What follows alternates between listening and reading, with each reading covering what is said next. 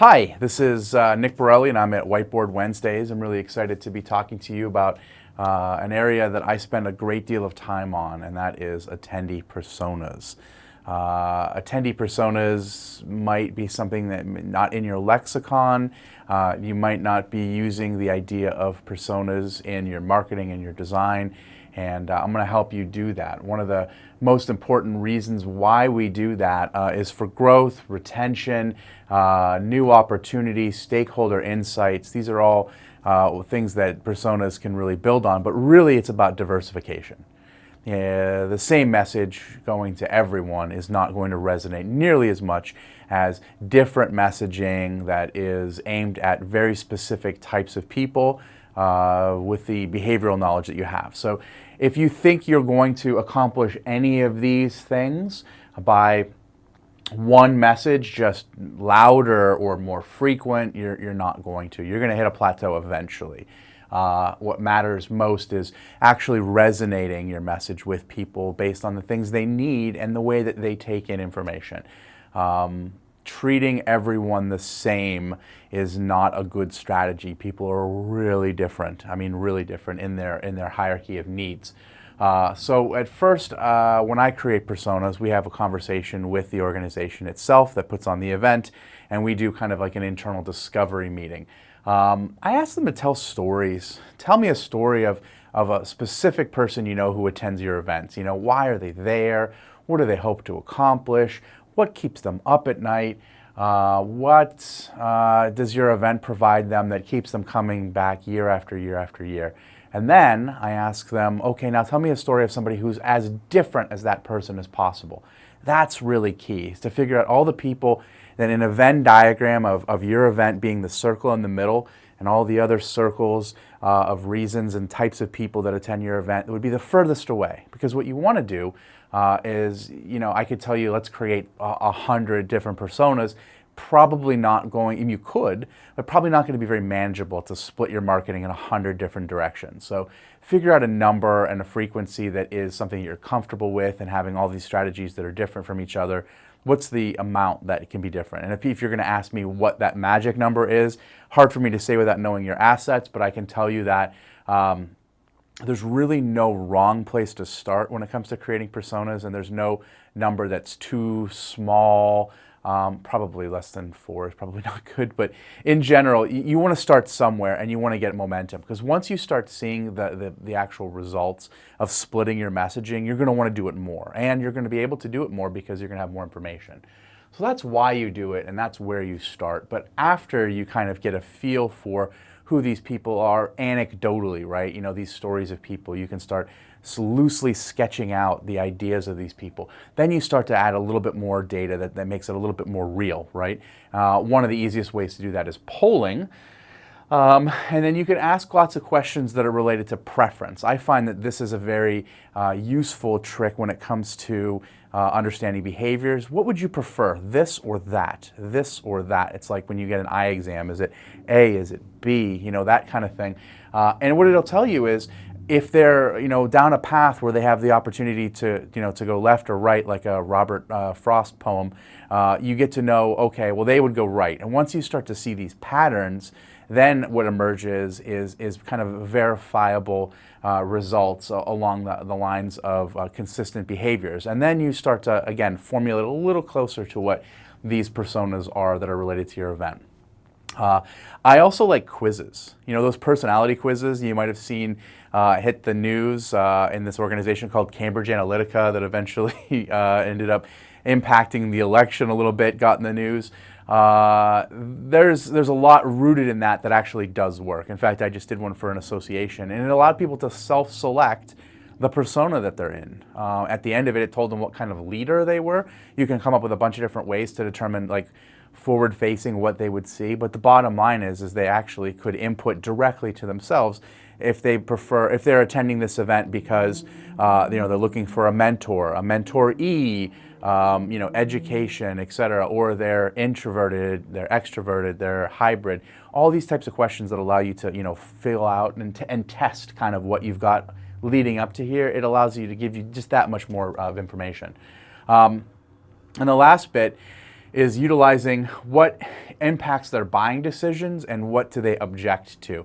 More often, you're going to see me talk about this idea of kind of the positive and the negative. These are a big parts of persona building, is to determine what turns them on and what turns them off. But really, it's the conversion variable that's really most important. What converts them? What pushes you over the edge? If you saw this, then you would do this. If I know that I can get this, I'll always do that. Those types of questions and polling are really important because it tells you the one thing that they're looking for in order to get the most amount of value. So next we'll have a little discussion about kind of the areas that I think there's the most confusion about, and that is the idea of demographics and psychographics. Now I don't necessarily know if a lot of people are going in saying I'm confused between those two things. I think what they actually think is they only know about this and they think that personas are built up exclusively of this. So they'll say, well, one of my personas is millennials. Another one of my personas is CEOs. Those aren't personas. Those are segments. And those segments are based on demographical information. I will tell you that I know 60-year-olds and 23-year-olds whose behaviors have more in common than all 60-year-olds have in common or all 23-year-olds have in common. What matters the most is understanding what makes them change and what behaviors they're looking for in order to reach them completely. And that is certainly a part of what's in here. On average, they're, let's say senior level management makes decisions based on this on average, but there's a few ways you can split that makes them maybe more with this group or more with that group. But this isn't a monolith, nor is kind of anything under that, right? Like anyone who lives in New York City doesn't all act that way. I mean, as you know, a New York City person, you could say, well, everyone in New York City, they all rush into people and bump into you and don't say they're sorry for it. Yeah, but like there's so much variety in New York City to pigeonhole people into one narrow hole like that is disingenuous and frankly isn't that valuable of an information to know. Once you start looking at the things that make them who they are, the psychographics, the stuff that they like, their preferences, the way they see the world, those types of things coupled with this gives you a pretty clear picture of basically the flavors of who they are. So keep in mind, I guess, the most important lesson here is that behaviors are more important than statistics. Moving on down, there's this idea of behavioral motivators. In behavioral science, it's called nudges. What could nudge somebody over? Because we're trying to change behaviors. We're trying to change behaviors in letting or having people come attend our event, to buy our product, to buy our service. But ultimately, the majority of this information is used to push people in the right direction, and we need to know what they're looking for in order to do that. So when you understand like what motivates them, like where they see the most amount of need in their life, the biggest deficits of things in order to complete who they are and their mission, better for you to understand how to reach them. Pains are a big part of it too, right? Like if you're going to create a persona, you need to know what in their world right now is keeping them from reaching their potential. And when you do that, you can build different paths in order to get them somewhere. So if someone's a C-suite or someone just started their career and you want them both to attend your event, there isn't a message necessarily that's really that great that you could say that you could aim at both of them to reach them. So instead what you do is, okay, this one's missing this part in their life. They don't understand at the senior level new technologies, social media, that kind of stuff. They're just so unsure about that. Meanwhile, down here at someone beginning their career, that's intuitive. They understand social media technology, no problem. They just don't know how to get actually up here. They're looking for mentors. They're looking for the trajectory, right?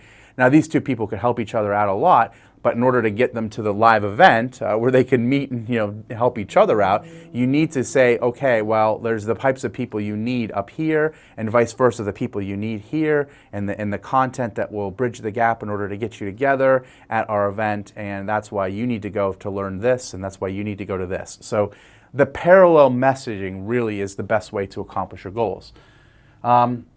The next thing that's my favorite part of personas is its impact on live events themselves. So not just the marketing, not just increasing attendance, but actual design implications. When you do that, you have the opportunity to really infuse the personas in everything you do. You should have someone on your team who really is the cheerleader and champion of the personas and asking every step of the way, yeah, but how can we split this to make this more appealing to different personas? To give you an example, apps. I see event apps all the time, or wayfinding. It used to be binders back, that's how old I am. And they would tell you, okay, there's what you should be doing if you're a sales executive. Here's what you should be doing if you're an entrepreneur, if you're a marketing person, etc.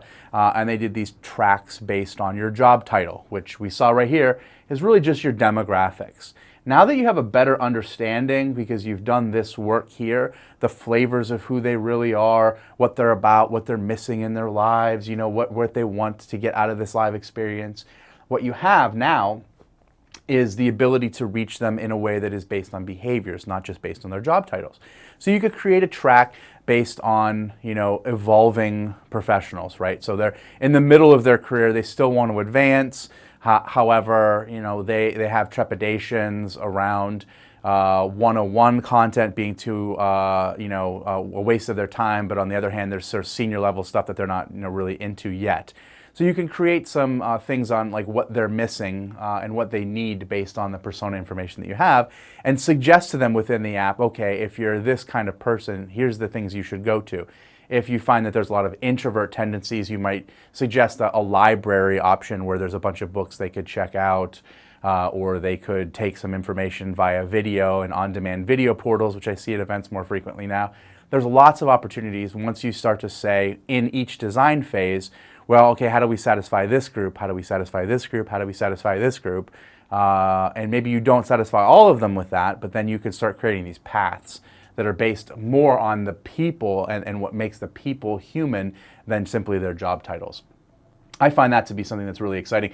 And then you have the opportunity to then maybe infuse some influencer marketing and find people in your community who could be influencers and select them as not necessarily by the people with the most amount of followers, but select them as people who represent each one of your personas. Now they're the kind of avatar, the arch attendee of that persona, and you can do a lot of things with them. You can do that wayfinding I was telling you earlier. Now they could potentially personify that and say, I would go to this, then I would go to that, because I'm like this, and are you like that? And then you connect that way. You have the opportunity to leave them with marketing along the path prior to the event as well. So if their kind of message resonates, as it sounds like you diversify your message along persona ways. And then after the event itself, you have the ability to do a post-con with this group of people who represent all the different types of people who attend your event. And you can ask them directly, what did you think about this? What did you think about this? And they might, have found different things from it. Ultimately, not everyone's going to agree, but you're going to have a little bit more of a variety of a tapestry of how people react to your event, simply than just a binary, I liked it, I didn't like it, from the same person, right? Which isn't that valuable. So I think that there's a lot of opportunities to incorporate the personas in the design at every phase of an event. And then when it comes to the real practical, tactical stuff, I always include keywords with the personas. These are the words and phrases that, once you have all this information here, turns them on, and then you can use most frequently. So when you're deploying, say, a social media calendar, an email strategy, content marketing, okay, when we have certain pieces of content that is going out that's aimed at one persona, they need to include these phrases every single time. They need to include one of these words, a couple of these words in subject lines, etc. Because these are the things that they use to say if this is going to be something that they attend or not. That's the thing that gets their attention. And you could test this stuff, over and over again, and do A/B testing and ads, lots of different things to refine these to make these better. Once you find these out, then you can find out what the flip side is. What are the turn-off words? What are the negative keywords and kind of like online advertising parlance? Once you can kind of have this really solid picture, then you can have this kind of culture that includes keywords and includes design, a culture that says we don't design events for one attendee anymore. We design events that appeal to a number of different types of attendees within our community, and we do it differently. Because I think that with the rise of personalization, what people want out of an event more than anything right now is they want the event to be exactly for them. They don't want to compromise. So with personas, you now have the ability to split your event into what feels like lots of events taking place under one event because you've designed it with that information in mind. So hopefully that helps you understand why you should be adopting personas, where you can use them, and how you acquire them in order to enhance both your marketing and design of your events. If you're interested in more information about this, we can definitely talk about it below. I would love to know how you are using personas and some of the personas you're actually using right now if you are. Below, I am very fascinated in the different ways that people are doing that because I'm always learning myself. And don't forget to like and subscribe to Whiteboard Wednesdays, and we'll look forward to seeing you next week.